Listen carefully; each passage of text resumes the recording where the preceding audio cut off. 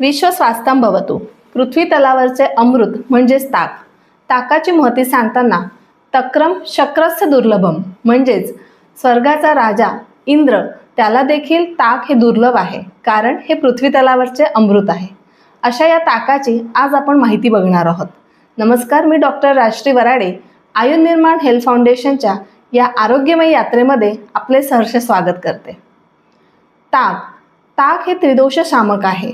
वातशामक, पित्तनाशक, त्याचप्रमाणे कफहारक सुद्धा आहे. आमदोषाचे पाचन करणारे आहे. ताजे ताक हे किंचित आम्ल तुरट रसाचे, त्याचप्रमाणे मधुर विपाकाचे आहे. ताजं ताक म्हणजे काय? तर सर्वप्रथम दही हे उष्ण गुणाचे, अभिषंदी, पचायला जड व अभिषंद करणारे आहे, वजन वाढवणारे आहे. तर याच उलट ताक हे पित्तशामक, वजन कमी करणारे, तसेच पचायला हलके, लघु आहे. कारण दह्यावर आपण संस्कार करतोय, म्हणजे दह्यावर आपण रवीने त्याला मंथन करून त्याचं ताक तयार करतो आणि म्हणून ताक हे लघु गुणाचं सांगितलं आहे. सर्वप्रथम ताक जे वापरायचं आहे ते ताजं ताक असावं. व ताजं ताक कसं बनवायचं?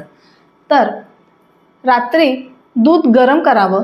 गरम झालेलं हे दूध जेव्हा कोमट होईल त्यामध्ये साधारण 1 कप दुधासाठी 1 चमचा दही विरजणासाठी ठेवावं व त्याला विरजण लावून हे झाकून रात्रभर तसं ठेवावं. आणि हे तयार झालेलं दही याला रवीने घुसळून त्याच्यावर मंथन करून सर्वप्रथम त्याच्यामध्ये 3 पट पाणी टाकून जे ताक तयार होणार आहे याला आपण ताजं ताक म्हणूया. ताक हे अग्निदीपन करणारे, आमदोषाचे पाचन करणारे आहे व त्यामुळेच अतिसार, संग्रहणी यासारख्या व्याधींमध्ये आयुर्वेदात ताकाचा अत्युत्तम उपयोग सांगितला आहे व त्यासाठी त्यांनी ताक भाकर किंवा फक्त ताकावर राहण्याचा सल्ला रुग्णास दिलेला आहे. Natural probiotics. ताकामध्ये असलेल्या लॅक्टोबॅसिलस याच्यामुळे पचनसंस्थेमध्ये ज्या गुड बॅक्टेरिया असतात त्या वाढवण्यासाठी ताकाचा उत्तम उपयोग होतो.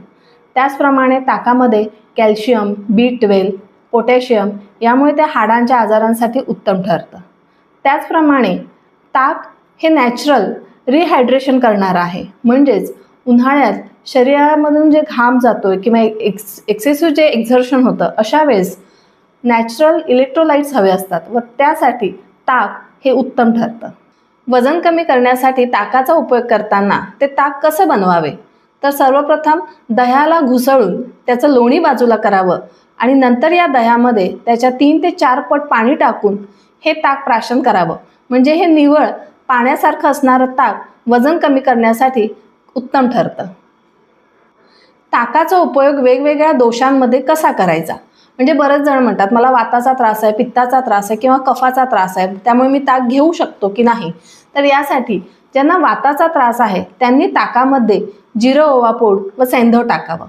ज्यांना पित्ताचा त्रास आहे त्यांनी वेलची पावडर व खडीसाखर एकत्र करून प्यावं.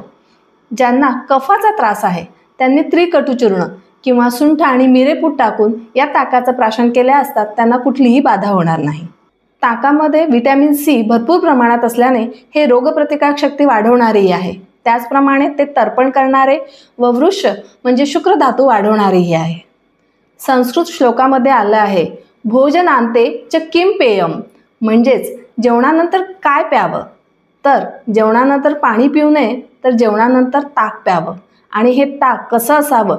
मी सांगितलेलं आहे त्याप्रमाणे ताजं ताक व त्याच्यात दह्यामध्ये 3 पट पाणी टाकून केलेलं ताक आणि या ताकाला धणे, जिरे, वेलची पावडर, खडीसाखर, त्याचप्रमाणे कढीपत्ता, कोथिंबीर, पुदिना व तुपाची फोडणी देऊन असं हे उत्तम, चविष्ट व रुचकर असं ताक सर्वांनी आवर्जून घ्यावे. धन्यवाद.